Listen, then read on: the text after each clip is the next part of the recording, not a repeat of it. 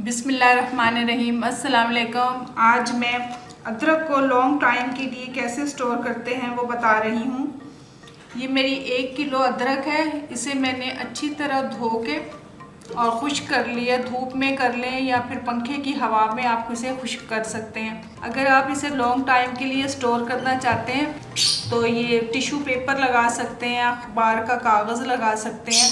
मैंने ये tissue paper लगाया। इसके ऊपर आप अच्छी तरह इसको डाल के और उसके ऊपर फिर आप दूसरा टिश्यू रख दें इस तरह करके, और इसको बंद करके फ्रिज में रख सकते हैं। इसको ये 15 दिन तक इस्तेमाल इसको कर सकते हैं। बीच में अगर नमी वाला ये टिश्यू हो जाता है तो फिर आप इसे उतार के दूसरा टिश्यू लगा लें। ये तकरीबन 15 दिन तक तो कहीं नहीं जाता है, इसको बिल्कुल ठीक ठाक रहता है। और दूसरा तरीका मैं बताती हूँ, वो भी बहुत सेफ साइड पे अदरक रहती है और लॉन्ग टाइम तक चलती है। इसको पहले छील लें अच्छी तरह। मैं जो तरीका अपनाती हूँ वो मैं आप लोगों से शेयर कर रही हूँ। मैं सबसे पहले ये चम्मच की मदद से इसको मैं खुरच के और कद्दूकस कर लेती हूँ। कद्दूकस करके चमचियों से नाप के और मैं फ्रीज़र में डाल देती हूँ। और जब ये बिल्कुल फ्रीज़ हो जाता है तो फिर उठा के जिप लॉक बैग में डाल देती हूँ। मैं ये आप लोगों को दिखाती हूँ अभी करके।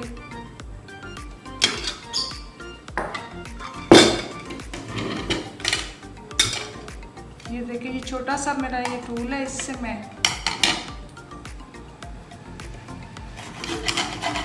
कद्दूकस करके बिल्कुल बारीक वाला लें आप, इस तरह मैंने लिया हुआ है। या फिर आप ये ब्लेंडर में डाल के ब्लेंड भी कर सकते हैं।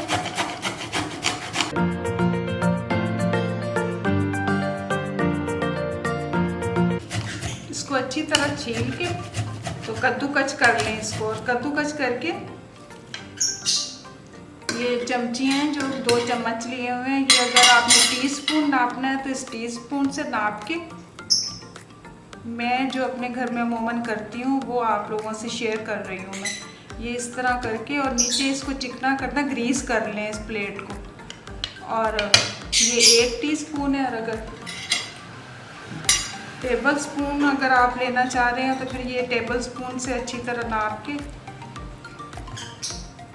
कद्दूकस करें या ब्लेंड कर लें। मैं तो कद्दूकस ज़्यादातर करती हूँ, ये मुझे सही लगता तरीका। और ये टेबल स्पून हो गया, इसको भी इस तरह करके आप अच्छा सा इस तरह करके नीचे से ग्रीस ज़रूर करना है, आप ऑयल से कर लीजिएगा। मैंने भी इसको किया हुआ है। इस तरह करके बना के और फ्रीज़र में डाल दें बना के। और जब ये फ्रीज़ हो जाएगा तो फिर उठा के जिप लॉक बैग में डाल दें और खानों में यूज़ करें। ये वाला तरीका भी बहुत अच्छा सेफ साइड वाला है। ये भी तकरीबन 6 माह तक तो कहीं नहीं जाता। 6 माह तक आप इसको महफूज करके कर सकते हैं। और अगर ये जो छिलके इसके मैंने रिमूव किए हैं तो इन छिलकों को भी हम यूज़ में ला सकते हैं।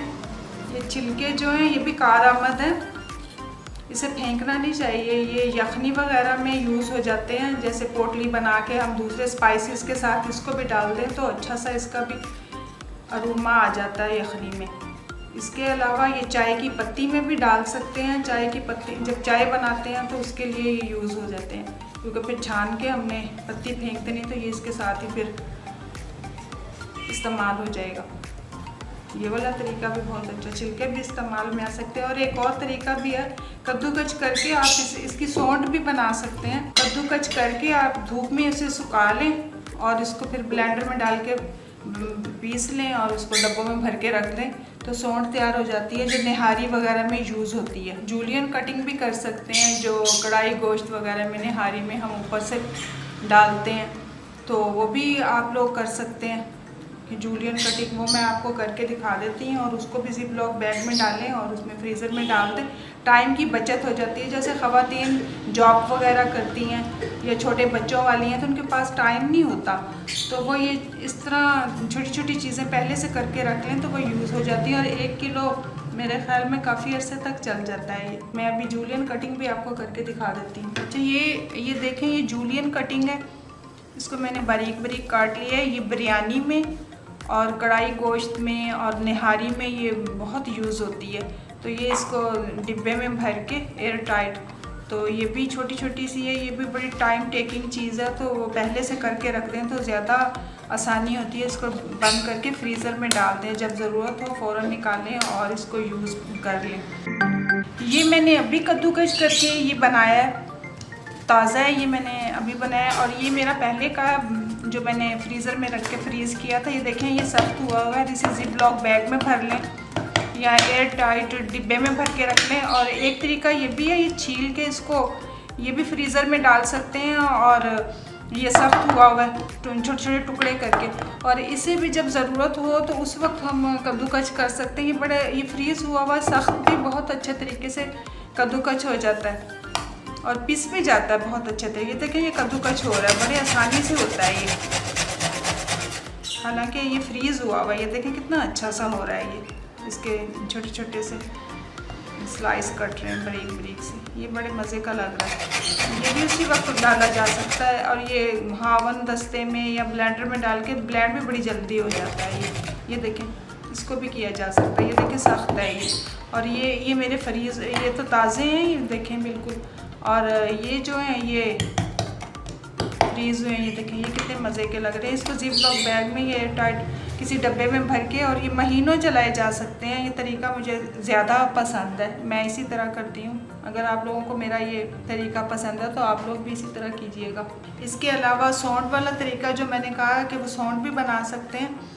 और एक और तरीका है कि इसको ऑयल के अंदर ग्राइंड कर लें और भर के किसी जार में रख लें, वो भी पूरा साल चलता है। ऑयल लेके और उसके अंदर टुकड़े करके इसको ब्लेंड करें और वो दूध की तरह वाइट रंग का हो जाएगा, और वो फ्रिज में रखें पूरे 2-3 महीने, तो कहीं नहीं गए।